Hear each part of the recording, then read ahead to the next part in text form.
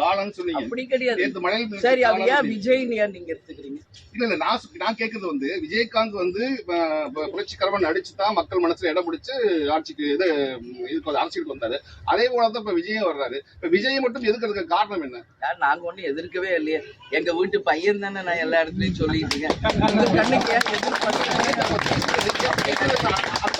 பாக்குறவங்க கண்ணோட்டத்தை பொறுத்து அவர் எங்க வீட்டு பையன்னு முதல் சொன்னதே நான் தான்.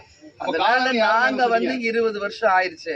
அதனால நான் சொல்றேன், வரட்டும், அவரும் தன்னை நிரூபிக்கட்டும் அப்படின்னு தான் நான் சொல்றேன். ஏன் இப்ப புதுசா அவர் 5 கட்சி நேத்து உருவாக்கி இருக்காங்களே, நீங்க பாக்கலையா?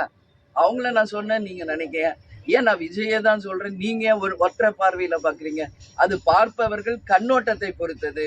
நான் என்ன பொறுத்த வரைக்கும் தெளிவா சொல்லியிருக்கேன், விஜய் எங்க வீட்டு பையன், அதுல மாற்றிக்கிறது கிடையாது. சினிமால நடிச்சவர் தானே, நான் சொல்லல அந்த வார்த்தை. யார் சொன்னாங்க எனக்கு தெரியாது. அதனால சினிமாவில் நடித்தவர்கள் அது யாராக இருந்தாலும், புரட்சி தலைவராக இருக்கட்டும், புரட்சி கலைஞராக இருக்கட்டும், அப்படி ஒரு சொல்லுவாங்க. பட் எங்களை பொறுத்த வரைக்கும் நாங்கள் வந்து அப்படி ஒரு தரக்குறைவான வார்த்தைகள் நாங்கள் எங்கேயும் பயன்படுத்துவதும் இல்லை, பயன்படுத்த போவதும் இல்லை. புரட்சி தலைவர், புரட்சி கலைஞர் எவ்வளவோ மக்களுக்கு நல்லது செய்திருக்கிறார்கள் என்பதை பார்க்கணும்.